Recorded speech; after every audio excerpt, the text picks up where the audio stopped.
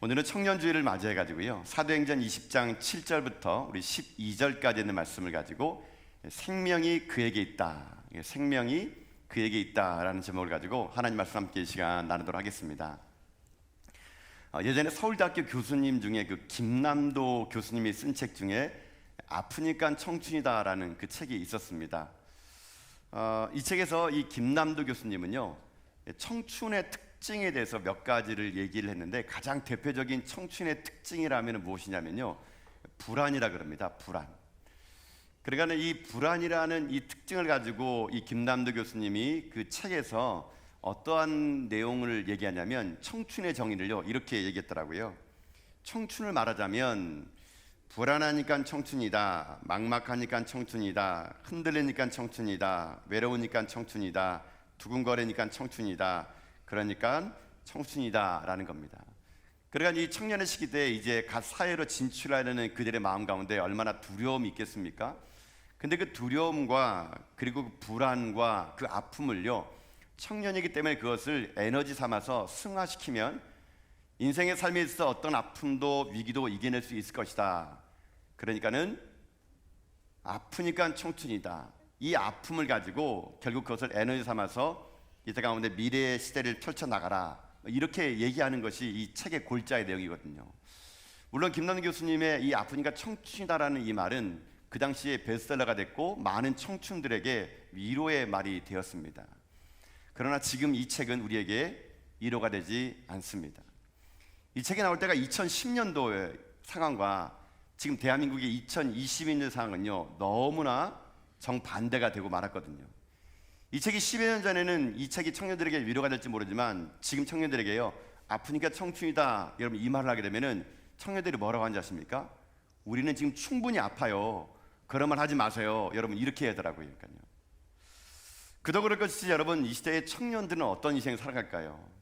코로나19가 모든 전 연령대 가운데 가장 크게 인생의 삶의 판도를 바꿨지만, 제가 볼 때는 가장 큰 판도를 바꾼 것은 아마 청년들의 시기가 아닐까, 그런 생각을 하게 됩니다. 코로나가 길어지면서 청년들은요, 지금 현재 여러 가지 많은 삶의 고민들을 안고 살아갑니다. 이제 대한민국이 코로나 팬데믹을 지나서 이제는 엔데믹, 그러니까 코로나가 이제 풍토병으로 이제 위드 코로나로 전환되면서 일상의 삶을 하나둘씩 회복하고 있는 이 마당에 아직 회복되지 않은 세대가 있으니 그 세대가 바로 청년들이라는 것이거든요. 청년들은요, 지금도 앞날에 대한 불안감이 그들의 인생을 지배하고 있습니다. 현실의 열악한 삶은요, 지금도 여전히 그들에게 아픔으로 다가오고 있거든요. 그도 그럴 것이지 우리 대한민국에 한 해 대학을 졸업하는 학생들을 살펴보니까요, 그 인원이 85만 명에 달한다 그럽니다. 85만 명 되는 이 대학생들이 다 취업이 되지 않는 거죠.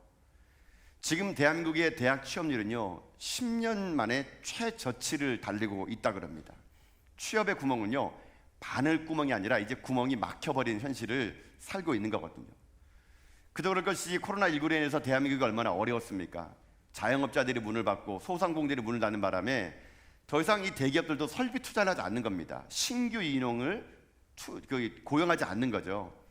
그러니까는 기업에서는 신규 채용을 하지 않고 기껏 채용해봤자 경력자 위주로, 그것도 소수로 부정기적으로 사람을 채용하다 보니까 청년들은 갈 길이 없는 겁니다. 학교를 다니면서 그동안에 받았던 학자금 대출을 갚기 위해서 졸업하고 어느덧 직장 다니면은 그 대출을 하나둘씩 갚을 줄 아는 꿈꾸고 살았지만 그 꿈이 무산돼 버립니다. 이제 부모님에게 손 벌리기도 미안한 나이가 돼가지고 스스로 아르바이트 자리를 찾으려고 그러지만 아르바이트 자리가 보통 힘든 게 아니죠. 아르바이트 자리를 하나 구하려면요, 카페에서 일하는 것도요, 20대 1의 경쟁률을 뚫고 들어가야 겨우 아르바이트 자리를 차지할 수 있는 현실이라고 얘기하게 됩니다. 그들에게 주어진 이 코로나19의 현실은요, 이제 엔데믹으로 접어드는 대한민국 선진 속에서 그들은 오히려 더 힘든 인생을 살아갑니다. 경제적, 사회적 기반이 약한 이 청년들에게 취업난의 위기는요, 어떤 위기로 다가오느냐, 식비의 위기로 찾아옵니다. 제가 이 코로나 위기 속에 청년들의 삶을 알아보려고 여러 가지 매체를 보고 신문을 읽어보고 책을 보면서 느낀 거 뭐냐면요, 청년들이 어렵다 보니까 가장 먼저 애끼는 게 뭐냐면요, 밥 먹는 것을 중단했다 그럽니다. 새끼 먹는 청년들이 없대요. 집에서 돈 타다 쓰는 지방에서 올라온 수도권의 청년들은요, 하루 한 끼 먹는데요. 그것도 먹을 때 진짜 배고프면요 밥을 무한 리필 주는 식당을 찾아가 가지고 한 끼 식당을 그저 꾸역꾸역 뱃속에 집어넣는다 그럽니다. 식비를 아껴봤자 돈 나갈 것은 투성이에요. 살집이기 때문에 주거비는 내야 되고, 대학금 학자금 받았기 때문에 금융 위기 속에서 대출금은 갚아야 되고, 돈이 없다 보니까요 이제 이 청년들이요 친구들을 안 만나는 거예요. 나가면 돈 써야 되니까 혼자 어두커니 지하 단칸방에 있는 것이 그들의 일생이 되고 말았던 겁니다. 이런 이들에게 남아있는 게 뭘까요? 희망, 꿈, 그건 이들에게 사치라 그럽니다. 실제로 작년에 건강관리공단보험에서 우리나라의 우울증에 대해서 조사를 해봤더니 우리나라 우울증이요 20대 우울증이 60대 다음으로 가장 높은 우울증 지수를 차지했다 그럽니다. 또 가장 많이 극단적인 선택을 한 연령대가요 작년에 20대가 가장 많은 극단적인 선택을 했다 그러더라고요. 청년들은 얘기할 겁니다.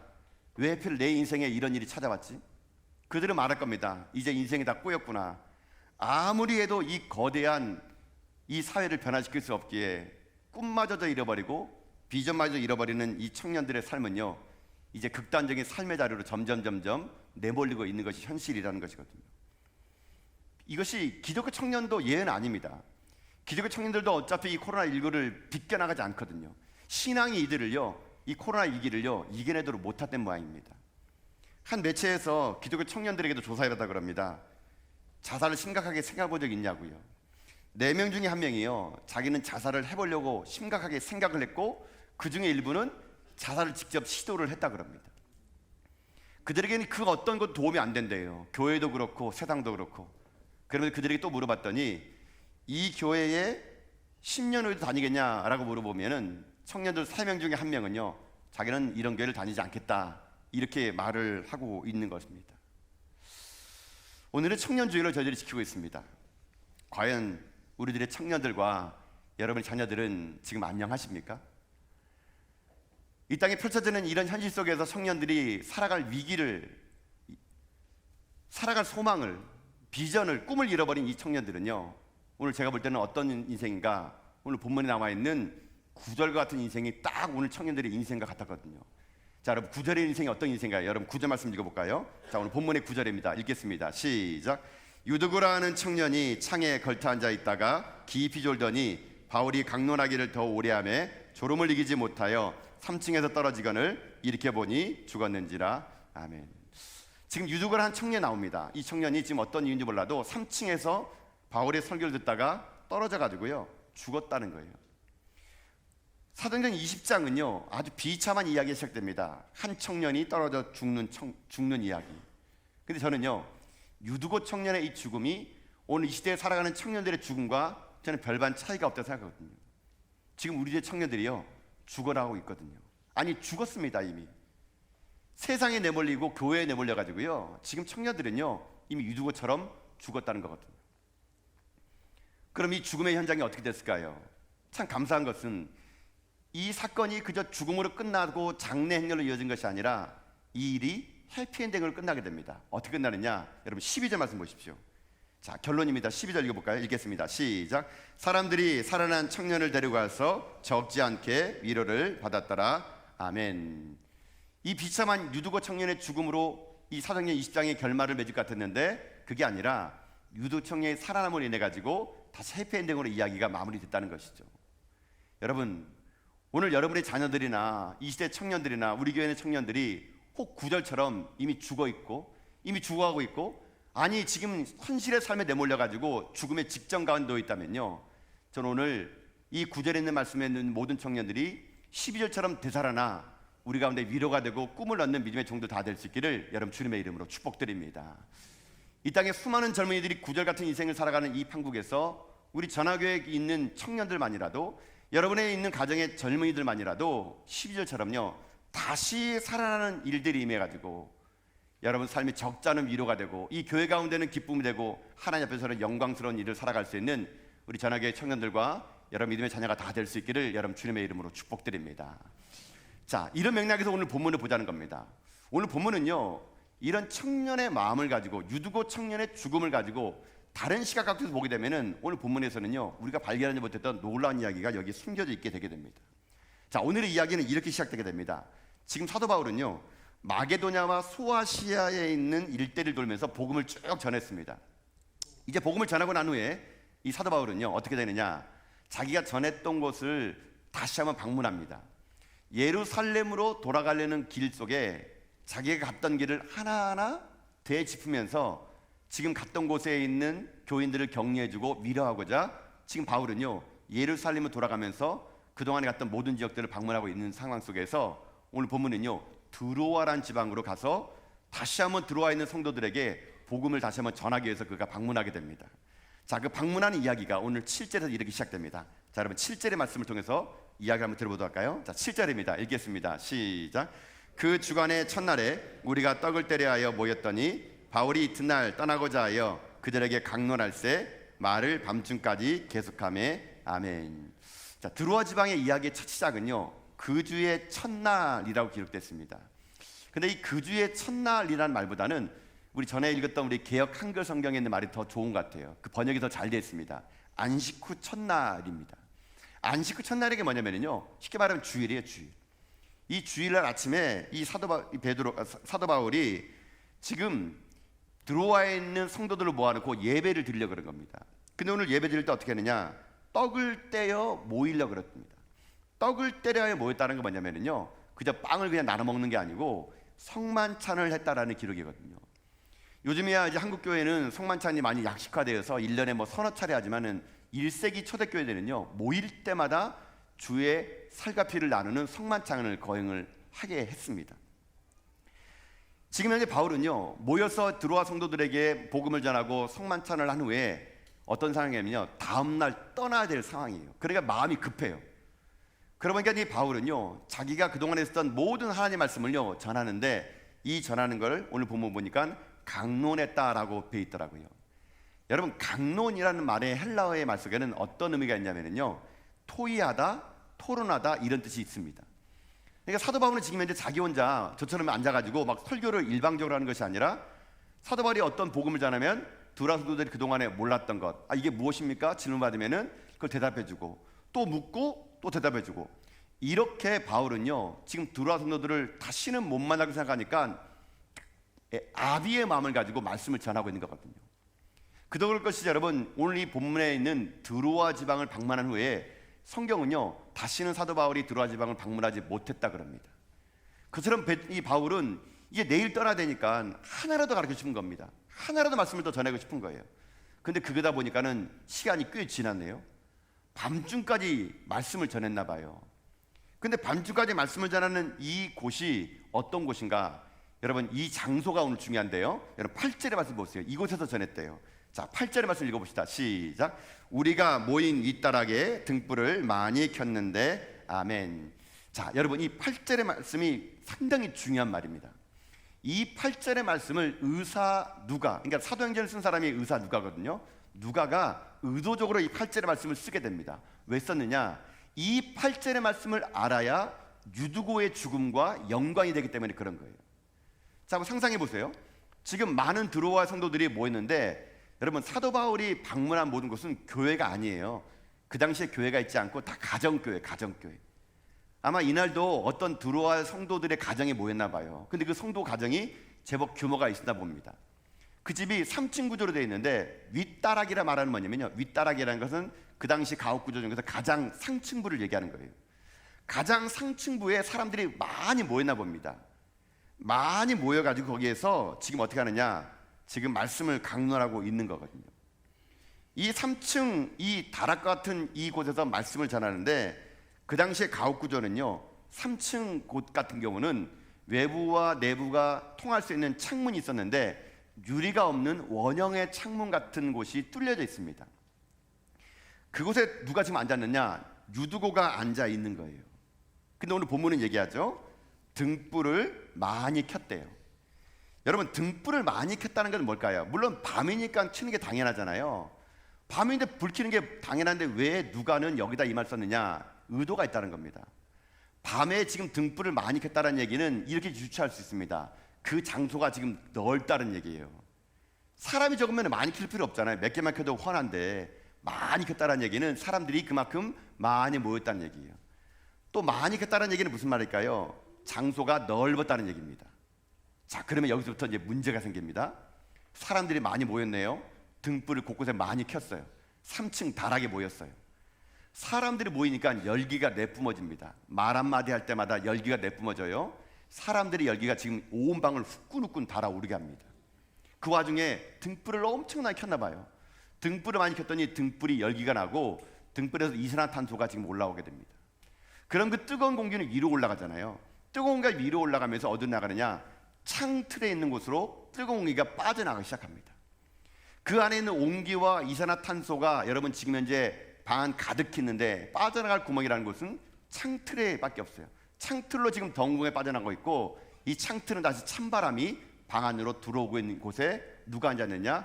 유두고가 앉아 있었던 거거든요. 여러분, 지금 이 상황 속에서 유두고는요, 자기 자신의 인생의 삶에서 하나님 말씀을 한 자라 더 듣고 싶은 마음에서 창틀에 앉았지만 결국 그 집안의 환경으로 인해 가지고 어떻게 돼버리느냐? 여러분, 이렇게 돼버렸습니다. 여러분, 9절 말씀 볼까 한번요. 자, 9절의 말씀 읽겠습니다. 시작. 유두고라 하는 청년이 창에 걸터 앉아 있다가 깊이 졸더니 바울이 강론하기를 더 오래하며 졸음을 이기지 못하여 3층에서 떨어지거늘 일으켜 보니 죽었는지라. 아멘. 자, 끔찍한 일이 생겨버립니다. 창틀에서 앉아서 말씀 듣던 유두고라는 청년이 그만 밖으로 떨어져 버린 거예요. 안으로 떨어졌으면 살았을 텐데 밖으로 떨어져 버린 겁니다. 3층 높이에서 떨어져 가지고 죽었다는 얘기예요. 저는 이 본문을 볼 때마다 이런 생각을 해봤습니다. 어떤 분들은 이 본문을 보면서 굉장히 은혜를 받았대요. 굉장히 큰 적용점을 찾았다 그럽니다. 그래서 제가 무슨 적용점을 받았기에 그렇게 은혜가 됩니까? 물어봤더니 이렇게 얘기하더라고요.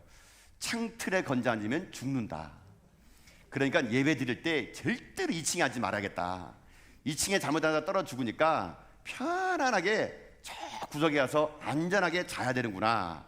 뭐 이런 걸 아주 그냥 놀라운 적용을 하는 분들이 계시더라고요. 하여간 어떻게든 적용하면 됩니다. 근데 중요한 거는 졸면은 죽는데요, 여러분요. 푹 주무십시오, 여러분요. 네, 오늘. 네. 하여튼 그렇게 되는데, 하여튼 졸면 죽는다는 거니까요. 여러분, 근데 제가 이 설교 들을 때 옛날에 들었던 기억이 나요. 이 설교를요, 옛날에는 목사님들, 제가 어렸을 때 교회에서 그런 얘기 들었던 것 같아요. 이것을요, 약간 협박조조로 설교를 하는 거예요, 목사님들이. 거 봐라. 젊었을 때 젊은이들이 설교 말씀 안 들고 이렇게 꾸벅꾸벅 졸면은 떨어져 죽는다. 이 청년들이 예배드리는 자세가 못마땅하니까 그 당시 목사님이요, 청년들을 혼내키려고 똑바로 예배 안 드리면, 설교 안 들으면 다 죽는다고. 그러면 더 나가서 뭐라는지 아십니까? 졸다가 설교 들고 죽으면 천국도 못 간다고 막. 뭐 그래가지고 되게 이 말씀을 드리면서 막 위협했어요. 이 말하는데 누가 졸겠습니까? 막 허벅지 꼬집어가면서 밤을 찔러가면서 예배를 막 견뎌내고 막 그런 일들이 제가 어렸을 때 기억이 나요. 설교하다가 들으면 죽는다 그러니까. 근데 더 놀라운 건요, 이 어떤 책에는요, 이 유두고를요 이렇게 인물을 묘사했어요. 유두고 청년을 이렇게 묘사했는데 들어보세요. 하나님 말씀을 앞에 앉아 열심히 경청하지 않고 창문에 걸터 앉아 듣다가 졸았던 것은 유두고의 잘못으로 오늘날 말씀을 듣는 바른 자세를 우리에게 교훈하고 있다. 이게 어떤 성경 옆에 보면은 이게 인물 분석이라 그래가지고 유두고를 이렇게 써놓은 거예요. 여러분, 이건 잘못된 해석입니다. 그리고 잘못된 설교예요. 여러분, 이건 그런 게 아니에요. 지금 이 사도행전을 기록한 이 누가는요, 유두고가 충분히 졸 수밖에 없는 환경이라는 것을 아까 8절에서 얘기한 거예요. 윗다락에 모였고 많은 등불을 켜놓게 되면요, 그 당시에 그 온기 속에서 베개낼 장사가 여러분 없거든요. 여러분요, 일산산소가 계속적으로 발생하는 가운데 창틀에 앉게 되면요, 뇌에 산소가 공급 안 되면요 졸 수밖에 없어요, 여러분요. 그래서 졸다가 떨어질 수밖에 없는 건데, 우리는 이 모습 보면서 예배드린 자세를 똑바로 해라, 예배를 잘못 드리면 죽는다, 이렇게 위협적으로 설교해서는 안 된다는 겁니다, 여러분. 이 말씀은요, 지금 누가는요 이 본문을 적으면서 유두고의 이 환경을 얘기하면서 이 사람이 이럴 수밖에 없는 이유를 얘기해요. 그 이유가 뭔지 아세요? 환경적인 이유뿐만 아니라 이 유두고의 이름의 뜻 때문에 또 그렇다는 겁니다. 우리는 그냥 한국말 성경에 유두고 하니까 뭐 이름이 유두고구나 라고 하는데, 유두고라는 이 사람의 헬라어의 말은요 유티쿠스라는 말 씁니다. 유티쿠스라는 말. 유티쿠스라는 말의 뜻은 복되다, 다행이다, 이런 뜻이에요. 근데 유티쿠스라는 말을 하게 되면은 우리는 그걸 들을 때 헬라식 이름이라 하는데요, 여러분, 이 말은 당시에 아무에게나 쓰는 말이 아니었어요. 유티쿠스, 유두고라는 이 말은요, 이스라엘 사람들에게는요, 유대인들에게는요, 천한 사람에게 쓰는 말이었어요. 그러니까는 신분이 낮은 종들에게 이름 붙일 때 아유 유티쿠스 이렇게 해버리는 겁니다. 그러니까 여러분, 이름이 신분을 결정한 거예요. 여러분, 우리나라 조선시대도 마찬가지잖아요. 여러분, 우리나라 조선시대만 하더라도 여러분 이런 말 쓰잖아요. 돌쇠, 마당새, 삼룡이. 여러분, 이런 말을 보통 누구에게 붙입니까? 다 종들에게 붙이는 말인데, 양반집 자제분들이 우리 양반집 우리 도련님 이름은 돌쇠예요, 이런 말 들어본 적 있습니까? 대부분 그냥 돌쇠, 뭐 마당새, 삼룡이 이런 말들은 노예나 종들에게 붙이는 말처럼 유티쿠스 이 말은요 그런 말이에요. 그러니까는 이 유두고란 말을 우리나라 말로 번역하면요, 유두고 뜻이 복되다, 다행이다는 뜻이라면은 유두고는 우리나라 부르면 이렇게 합니다. 아, 여기 복덩어리야, 이게 복동아 이 말이에요. 복동아 이 말이에요. 복동아 이 말은요 그의 신분을 나타냅니다. 그럼 그의 신분이 어떨까요? 노예, 종이에요, 종. 자, 그러면 그의 일상을 한번 돌아봅시다. 그 당시에 종들은요 자유롭지 못했죠. 아마 유두고도 청년이면서 종이었겠죠. 하루 왼종일 여러분 일했을 겁니다. 주인의 심부름하기 위해서 이곳저곳 분주하게 다녔을 것이고, 자기 시간 하나 남지 않을 정도로 눈꽃을 새 없이 열심히 일했습니다. 힘든 노동을 하고 난 다음에 밤에요 너무 지치고 피곤해요.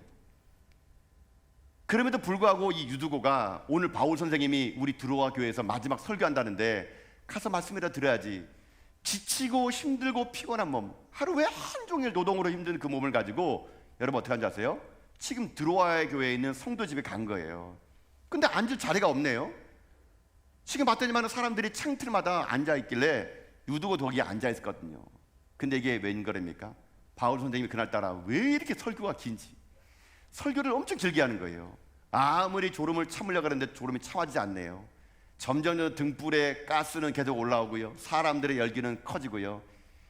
그 하루 왼종일 노동을 하고 힘든 상황 속에서 살아가는 유두고는요 그만 거기에서 깜빡 졸게 되고 그만 그 졸음이 뒤로 넘어져 죽음을 맞이할 수밖에 없었다는 거거든요. 그렇기 때문에 우리는 유두고를 바라보면서 이 사람이 예배 자세가 틀렸다, 이 성도는 불량하다 이렇게 말해서는 안 되는 거예요. 어찌 보면 유두고도 우리랑 똑같은 상황일 겁니다. 우리 내내 토요일까지 일하지 않았습니까? 야근하고 특근하고 힘든 일 하다가 여러분 주일 아침에 여러분 예배당 나오는 거 쉽지 않아요. 저도 알아요, 여러분요. 더 자고 싶고 놀고 싶고 친구들 만나고 싶은데, 그러고 여러분 오늘 우리 예배당에 나왔잖아요. 여러분의 형편이나 유두고나 똑같은 거예요, 여러분요. 쉬고 싶고 좀 자고 싶고 눕고 싶은데 하나 앞에 나온 거거든요. 그러다 보니까 육신의 피곤함이 여러분 밀려오다 보면은 졸 수밖에 없는 거거든요. 여러분, 저는 그래서요, 여러분이 예배 시간에 조는 거 저는 괜찮습니다. 여러분 푹 주무십시오. 푹 주무십시오. 푹 주무시는데 이불만 깔지 마세요, 여러분요. 푹 주무시고 열심히 주무셔도 괜찮습니다. 주무시다가 여러분 아멘 잘못하지 마시고요. 아멘 안 할 때 자다가 깜짝 놀라서 아멘 해버릴 게 많습니다, 여러분. 여러분 그러지 않을 정도로 그냥 주무셔도 괜찮아요, 여러분. 지금 유두고는요 그런 상황이거든요. 그렇기 때문에 우리가 유두고의 이 죽음을 태도를 가지고 얘기해서는 안 된다는 거예요. 자, 그러면 오늘 이 유두고의 이런 죽음을요 어떻게 받아들여야 될까요? 제가 오늘 청년 주일을 맞이하면서 이 유두고의 죽음이 제 마음 가운데 크게 다가왔거든요. 유두고의 이 예배 자세가 문제가 아니라 오늘 유두고가 죽을 수밖에 없게끔 환경을 만들어주는, 어찌 보면 기성세대와 교회가 더 우리 가운데 문제가 아닌가, 저는 그 말씀을 함께 오늘 나누고 싶은 거거든요. 여러분, 청년이 돌다가 떨어진 사건을 둘러싸고 교회는요 청년들에게 지금까지 어떻게 대해 왔을까요? 청년이 교회에서 어떤 자리를 차지하도록 우리는 지금까지 놔뒀을까요? 제가 오늘 본문의 말씀 보면서 한 가지 여러분 깨달은 게 뭐냐면요, 첫째 이걸 제가 깨달았어요. 그게 뭐냐면 교회에 청년의 설 자리가 없다라는 겁니다.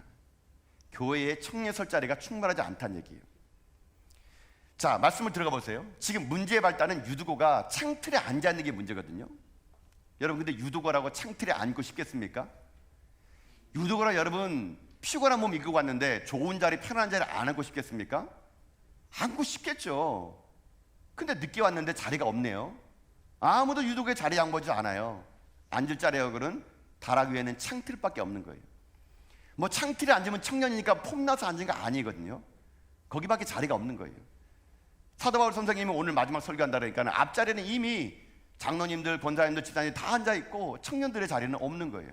유두가 앉아있는 자리는 창틀 그것밖에 없었다는 것이거든요. 저는 그 유두구가 앉아있는 그 자리를 보면서 좀 가슴이 아픕니다. 왠지 아세요? 이 시대의 청년들의 자리가 교회에서 창틀밖에 없다라는 것이 제 마음을 아프게 했다는 거거든요. 여러분, 가정에서는 청년들에게, 여러분 자녀들에게 여러분 어떻게 합니까? 가장 만난 거 좋은 거 있으면 다 주고요, 가장 좋은 자리, 뜻은 자리가 있으면 자녀에게 다 주는 것이 우리 부모인데, 유독 교회만 오게 되면요 다음 세대에게 그 자리를 양보하지 않습니다. 내가 이겨서 이만큼까지 헌신했는데, 내가 이만큼까지 수고했는데 이 자리는 내가 앉아야지. 다 좋은 자리, 편한 자리는 우리 기성세대들 다 앉으려고 그러고, 청년들은 젊다라는 이유로 자리를요 창틀에나 앉으라 그럽니다. 예산을 편성할 때도 마찬가지 같아요. 청년들이 예산을 쓰는 부서이지 헌금을 하지 않으니까 어떻게든지 교회마다 예산을 깎으려고 합니다. 청년들에게 더 이상 많은 것들 주지 않으려고 합니다. 니들도 다 컸으니까 돈 벌어서 니들이 알아서 해. 여러분, 아직까지 청년들은요 우리가 함께 도와줘야 될 그런 존재들이거든요. 저는 유두구의 이 삶의 터전을 보면서 저는 우리 교회 청년들은 어떤가 생각해봤습니다. 제가 우리 교회 부임해 왔더니 우리 청년들이요 지하 기도실에 모여서 청년 예배를 드리고 있더라고요. 저는 그것이 좀 가슴 아팠습니다. 청년들이 수가 적대요. 청년들이 시간이 거기에 괜찮대요. 아침부터 와서 주일학교 봉사하고 섬기다가 자기네 예배 겨우 찾아간 곳이 지하 기도실에 모여서 청년들이 찬양하고 예배드리는 모습이 저는 솔직히 마음 아팠습니다. 마치 유두구 청년처럼 교회가 창틀에 앉으라고 밀어버린 것처럼 똑같다는 생각이 들었던 거거든요. 그래서 예배 시간을 바꿨습니다. 이 대본당에서 이곳에서 청년들이 예배드리라고요. 물론 저도 압니다. 청년들의 숫자에 비해서 예배당이 너무 크다는 것. 그렇게 예배 시간을 바꿔가지고 우리 어른들이 오후 예배를 뒤로 미루면서까지 청년들에게 이 자리를 양보했거든요. 예배 드렸더니 저에게 사람들이 찾아옵니다. 목사님, 청년들 몇 명 안 되는데 전기세 낭비하고 에어컨 틀면서 뭐 하는 겁니까? 그냥 원래대로 청년들 그냥 지하 기도에서 예배 드리라고 우리 오후 예배 땡겨주세요. 여러분, 아닙니다. 그러면 우리 청년들을요 유두거처럼 죽음으로 내모는 거거든요. 청년들은요 많고 적음을 가지고 평가할 수 있는 존재가 아니거든요. 수가 많이 모인다고 본당을 주고 수가 적게 모인다고 지하기를 주는 건 존재가 아닙니다. 여러분요, 청년들이 한 사람은요 일당백이거든요. 그 청년이 바뀌면요 민족이 바뀌고요, 그 청년이 바뀌면 역사가 바뀌는 거거든요. 하나님은요 그 새벽에 일어나선 청년들을 통해서 이 땅 가운데 하나님의 꿈을 심어주기를 원하는 것이거든요. 사랑하는 성도 여러분, 청년들의 자리가 필요합니다. 우리 전하교만큼은 이 땅에 우리 청년들을 향할 때 수로 평가하지 마시고, 헌금을 얼마나 안 하냐 그걸 평가하지 마시고, 그들이 얼마나 헌신하고 봉사하냐 그걸 평가하지 마시고, 청년 그 자체, 하나님께서 주시는 비전에 꿈이 있는 청년들, 새벽이라든 그의 청년들이 변화를 통해서 이 울산 땅과 대한민국을 바꿀 수 있는 하나님의 거룩한 믿음의 종들이 지금 우리 전하교회에서 자라고 있다는 그 확신을 가지고요, 저는 우리 기성세대가 더 많은 자리에 우리 청년들을 섬겨주며 사랑하며 살 수 있는 여러분 다 될 수 있기를 주님의 이름으로 축복드립니다. 그럴 때만이 우리 청년들이 살아나는 거거든요. 이 시대 청년들이 다 죽어가고 있습니다. 다 지금 죽음의 현장 가운데 몰려지고 있는 이때에도 우리가 너무 무관심 속에서 청년들을 본다면 우리 청년부는 유두거처럼 이 땅 가운데 죽음의 행렬을 멈추지 못하게 할 겁니다. 그렇다면 이 죽음의 행렬을 어떻게 막을 수가 있을까요? 떨어진 그 죽음의 현장 속에서 유두가 죽었을 때 어떻게 유두가 다시 살았을까요? 그 살아나는 길을 보면은 이 시대 유두거를 살릴 수가 있는 길이 있습니다. 자, 말씀 보십시오. 10절의 말씀이 그 길을 살릴 수 있는 길입니다. 10절 읽겠습니다. 시작. 바울이 내려가서 그 위에 엎드려 그 몸을 안고 말하되 떠들지 말라, 생명이 그에게 있다 하고. 아멘. 자, 한번 상상해 보세요. 지금 바울 선생님께서 지금 현재 계속 하나님 말씀 하라고 했는데 갑자기 한 청년이 저기 3층에 있더니만은 떨어지는 거예요. 쿵 소리가 나게 됩니다. 사람들은 난리가 났습니다. 바울은요 지금 말씀을 전하자마자 어떻게 하느냐, 뛰어 내려가게 됩니다. 뛰어 내려가 봤더니 이미 그 아이는, 청년은 죽었어요. 누가는요 그 현장에 있었습니다. 누가는 의사거든요. 의사 눈으로 이미 이 청년은요 죽은 게 확실해요. 여러분, 그때 사람들이 하는 태도를 보세요. 본문 보면은요 떠들었다 그래요. 떠드니까 바울이 안에 뭔지 아십니까? 떠들지 말래요. 떠들지 말래요. 여러분, 저는요 지금 청년들이 떨어져 죽고 있는데, 지금 청년들이 지금 그 3층에서 걸터 앉아다가 죽어 있는데 우리들 하는 거 뭔지 아십니까? 떠들고 있는 것 같아요. 청년부가 이래도 되겠습니까? 청년부가 왜 거기 가야 됩니까? 청년들은 왜 이렇게 예산을 많이 씁니까? 모든 사람들이 청년들의 죽음 앞에요 떠들고 있는 것 같아요. 떠들고 있는 것 같아요. 우리 기성세대 청년들 향해서 떠들고 있는 것 같지 않습니까? 떠들어서는 청년을 살릴 수가 없어요, 여러분요. 모든 사람이 떠들고 있을 때 바울은요, 떠들지 말라 그러면서 여러분 어떻게 한지 아십니까? 오늘 본문에 보게 되면요, 그 위에 엎드려서 그 몸을 안아줬대요. 안아줬대요. 여러분, 이거예요.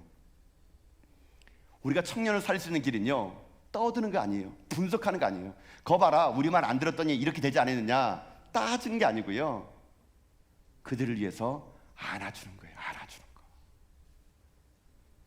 우리 청년들을 안아줄 가슴이 없습니다.